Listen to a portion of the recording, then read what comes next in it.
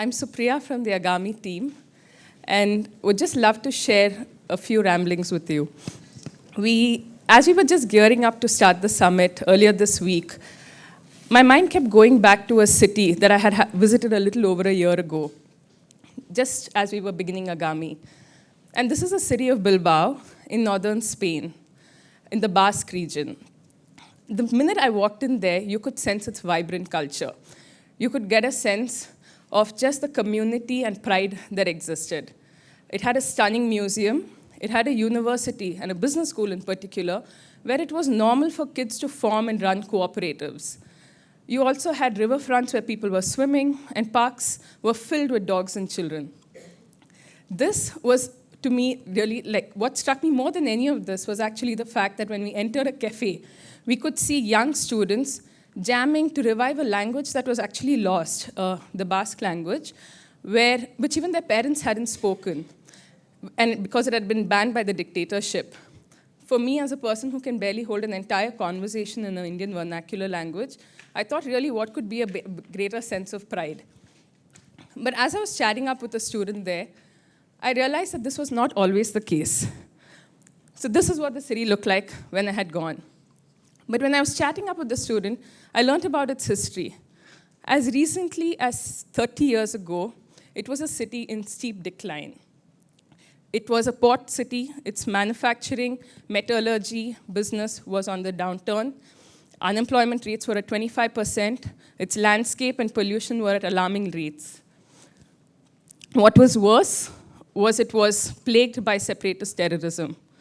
Sitting there, it was really hard to imagine this is what the city looked like in the 80s and early 90s.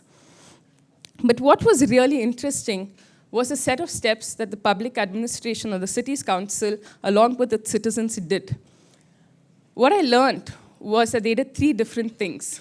The first thing they did was to take a really, really bold decision and a leap of faith to not just focus on responsive, short-term, or a piecemeal approach to the problem.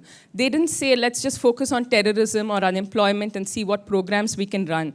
What they chose to do was have a really bold vision to say, let us instill a sense of pride and a sense of community amongst the people. How can the people of Bilbao have a greater sense of ownership over it? And that was a really interesting vision for a group of leaders to take.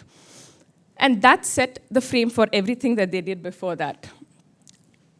And this was a time when people around the world were reporting about the city of Bilbao like this.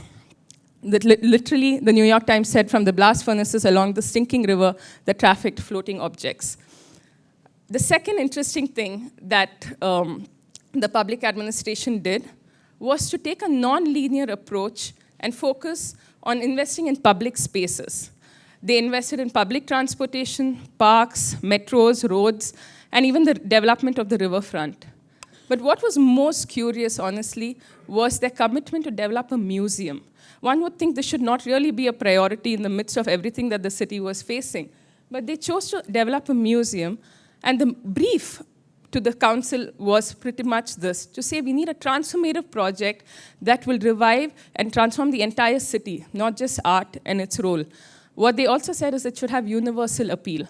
This was a fairly audacious brief to be giving for a museum that had to be built. The third thing that they did was primarily work with maverick leaders across geographies and sectors. They found technologists, architects, entrepreneurs from across sectors and invited them to play different roles in the development of the city. Just for example, they got Frank Gehry, a leading architect in the US, to come and design the museum in Bilbao.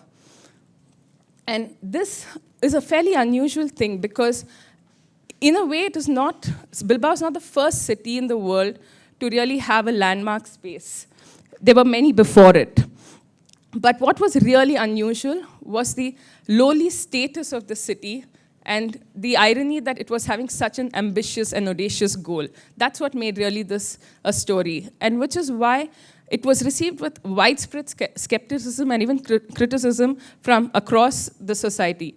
Yet, the leadership took a commitment to say, let's go ahead and invest close to 200 million in the museum. And what is interesting is that from the first year, and this is what Frank Gehry built, and a really fun fact is that while they were building it, it was the first time they pioneered the use of a software that was mainly used to build like Boeing airlines, like aircrafts, to design buildings. And that has since become a fairly normal thing in the field of architecture. So he built this fairly like convolutive, like massive building on the riverfront. And from the first year, it attracted several millions of visitors, 50% of who were foreigners. They not only recovered the construction costs within the first 7 years, but they now contribute close to 40 million USD into the treasury.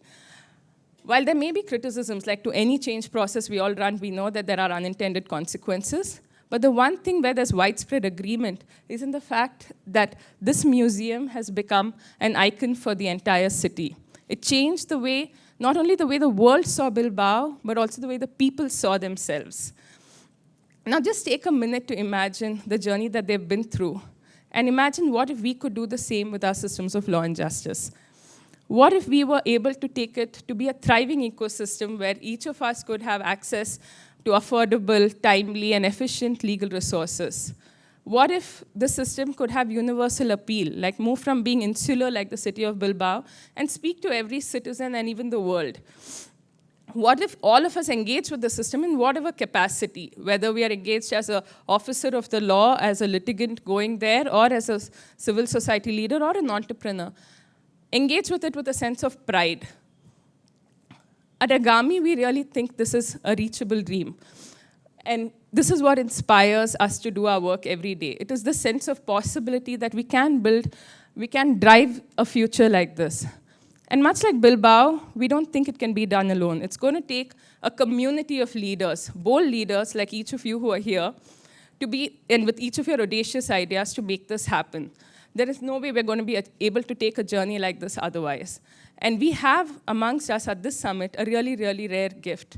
Close to 300 people are going to be here over the next 2 days, if not more, from across sectors, private, business, and social. And we have all the shared commitment to drive a different future. And I would have thought this is really, honestly, an absurd thing to say in a space like this, because I know the sense of skepticism that generally people have around the community. And it would have been something that, it would have been hard to verbalize. But over the last few weeks of working with each of you to curate this summit, and the way each of you have showed up, so many of you have just helped us figure what we really need to be discussing and how. A whole bunch of you, many of whom I had never personally met, have connected us to people and brought the right people into the room. This is something that doesn't happen if people just don't take that leap of faith and trust or share a real vision together. If we hadn't sensed that spirit over the last several few months, we wouldn't all be here today, and this would have felt like an idea that is not really reachable. But I think today I can feel really confident to be able to talk about it here because it feels really within our reach to do so. And the invitation is really over the next 2 days to use the summit as a place not only to connect with each other and learn, but to commit and push our collective imagination on really what's possible. Let's just go beyond what we already know and use the space to dream as far as we want and to commit to it, more importantly, as a community to get there. And that's what really excites us to have you all here. And I thought, what better way to start the summit than start with a few incredible stories that inspire. So I'd love to invite Amit Mishra and Harinder Singh. Please come on stage.